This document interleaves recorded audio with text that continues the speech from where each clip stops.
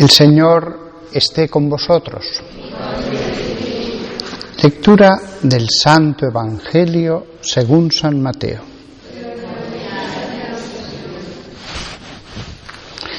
En aquel tiempo Jesús llamó a sus 12 discípulos y les dio autoridad para expulsar espíritus inmundos y curar toda enfermedad y toda dolencia.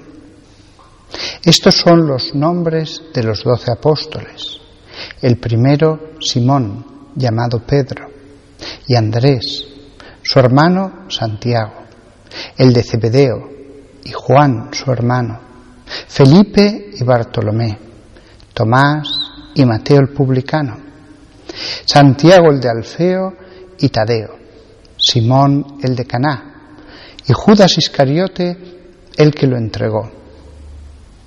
A estos 12 los envió Jesús con estas instrucciones: no vayáis a tierra de paganos, ni entréis en las ciudades de Samaria, sino id a las ovejas descarriadas de Israel.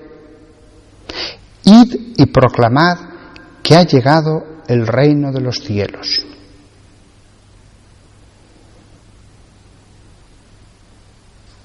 Palabra del Señor.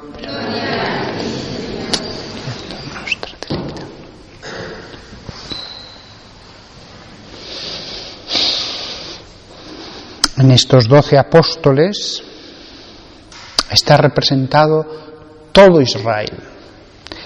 Incluso en esa época se decía Israel para referirse en realidad a Judea, a lo que eran las antiguas tierras de Israel, que en ese momento era Galilea y Samaria. Había algo más de judíos alrededor de esta zona que he dicho, pero no muchos, porque con las repoblaciones que hubo de los asirios cuando cayó el reino de Judea, habían venido mucha gente de fuera. Tanta, que ya no se hablaba hebreo. Probablemente se hablaba en alguna pequeña comarca y en alguna ciudad.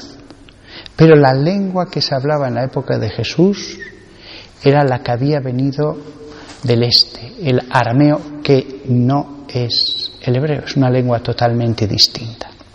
Todas las frases literales, todas las palabras literales que aparecen en los evangelios son del arameo.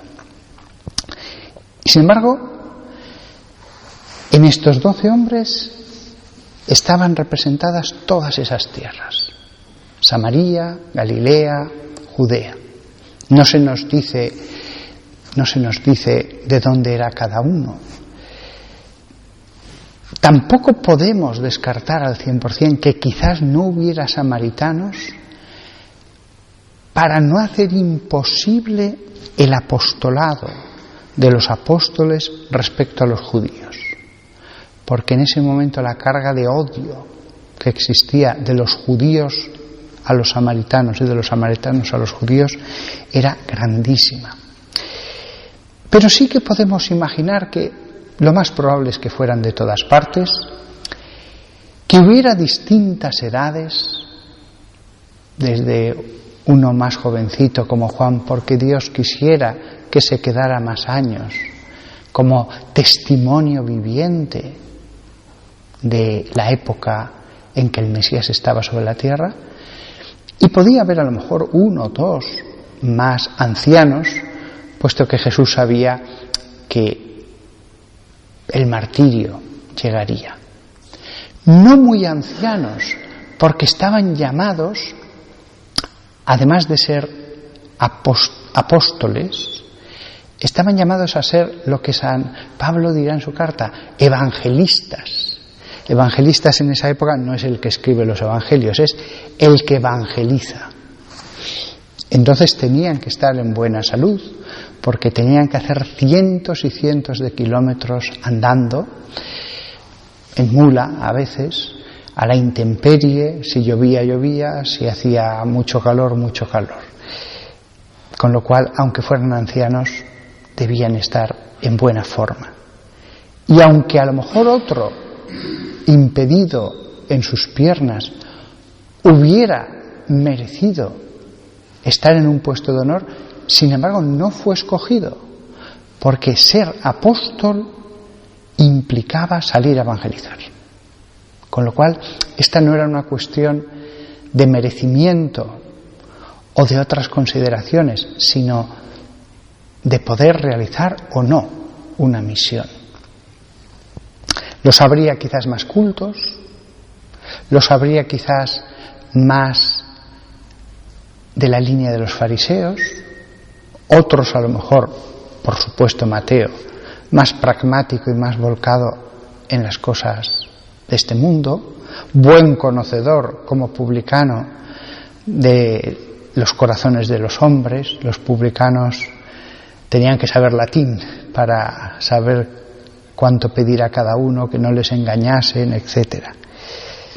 Quizás los habría de una línea más tradicional y otros apóstoles eran de una línea más espontánea, menos aferrada a tradiciones, yendo más a la esencia.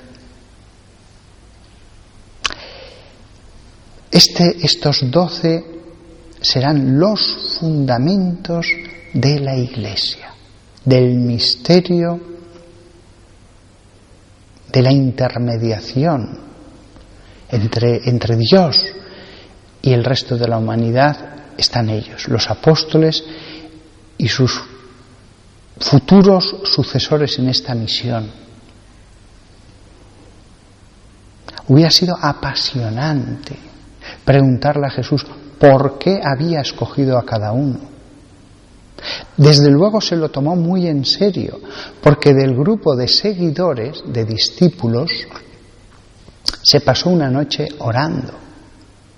Lo debió pensar, meditar, y cada uno debió ser escogido porque era lo mejor, no moviéndose por criterios de gustos personales.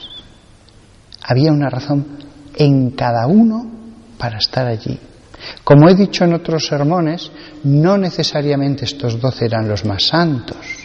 Si hubiera escogido a eremitas, a esenios ascéticos, a hombres totalmente dedicados a la oración, a hombres que en las páginas del Evangelio quedara claro que eran los más santos de Israel, hubiera dado la impresión de que sólo se podía acceder al sacerdocio del Nuevo Testamento siendo un gran santo. Y había que dejar muy claro que estaban llamados a ser santos, pero que el sacerdocio no estaba reservado solo a los que ya fueran absolutamente perfectos y santos. De haber hecho así las cosas, hubiera puesto un muro, Jesús, que muchos hubieran considerado que no eran dignos de atravesarlo. Era preferible que la gente con buena voluntad se acercara a Jesús en el seminario y él mismo decidiera si le acogía como discípulo o si le dejaba marchar. 12 que después se expandirán en obispos de ciudades, en obispos itinerantes en esa época primera, en patriarcas después, de ciudades grandes como Alejandría, como Antioquía, después Bizancio, después arzobispos, cardenales. Es una cosa apasionante ver el desarrollo del plan. Es cierto que podría haber tenido belleza el que las cosas se hubieran mantenido absolutamente invariables, como eran en esta época. Es decir, que los sucesores de los apóstoles vistieran exactamente igual que los apóstoles, con ese tipo de túnicas y de mantos, variados, no llevaban un tipo, que la misa se hubiera celebrado exactísimamente igual que en la época de los apóstoles, etc. Hubiera sido interesante, pero da la sensación de que el Espíritu Santo movió a las personas que custodiaban con todo su corazón la tradición a que se hicieran algunas cosas. Y la acumulación de cosas que pudo inspirar el Espíritu Santo para que se hicieran es lo que finalmente dio lugar a lo que fue la Iglesia ya en el siglo V, a lo que fue la Iglesia en el siglo X, XV, etc. La invariabilidad de lo accidental hubiera sido muy interesante, pero probablemente el Espíritu Santo movió: haced esto, haced lo otro. En un momento dado mueve a hombres santos a que se añada algo a la Sagrada Escritura. Perdón, a la misa, quería decir. En otro momento dado, a que lleven unas vestiduras en la misa, a que añadan un rito, a que lleven ya una vestidura los sacerdotes, etcétera, etcétera, etcétera. Quizás mantenerlo todo invariable no hubiera sido posible, de ninguna de las maneras. Del mismo modo que todos no cabían en un salón de una casa. Había que construir una iglesia. Y si construías una iglesia, ya tampoco tenía exactamente pleno sentido que siguieras haciendo los ritos de una cena pascual vestido de calle. Se prestaba ya a una liturgia. Y empezaron a cantar, etc. Es decir, el Espíritu Santo estaba allí, como lo había estado en el Antiguo Testamento. Podían haber seguido como en la época de Moisés, en la tienda de la reunión, etc. Pero fue Dios el que movió a que se construyera el templo. Y una vez construido el templo, a que se desarrollara la liturgia del templo, etc.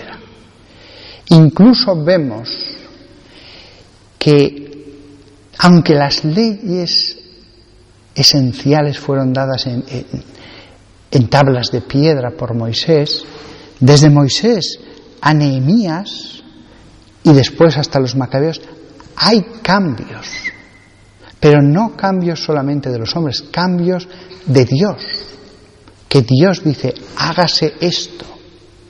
Luego es el mismo Dios el primero que no mantiene la inmutabilidad de las cosas esenciales.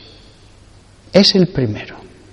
Y hay cambios indudables, desde la época de Moisés hasta la época de los Macabeos.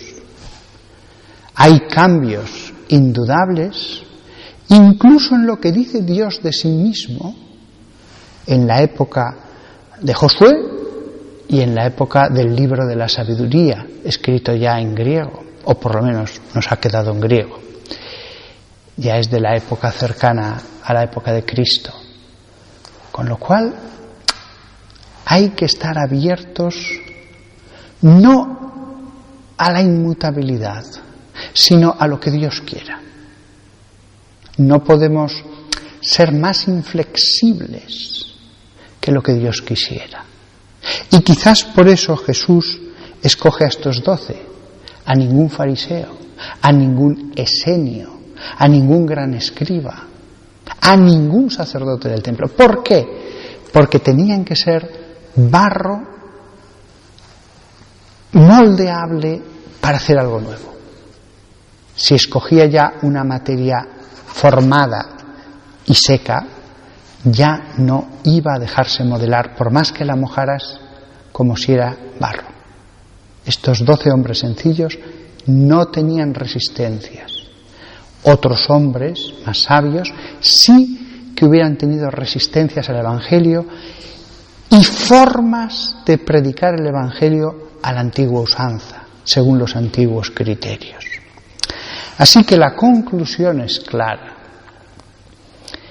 Todo parece indicar que y así nos lo indican también los santos, que hay que estar aferrados a la fe, pero lo accidental puede cambiar porque el mismo Dios lo ha hecho cambiar.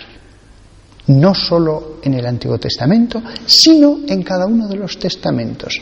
Hay cosas del Evangelio que después tienen un desarrollo distinto en las cartas de San Pablo. No contradictorio, pero hay cambios.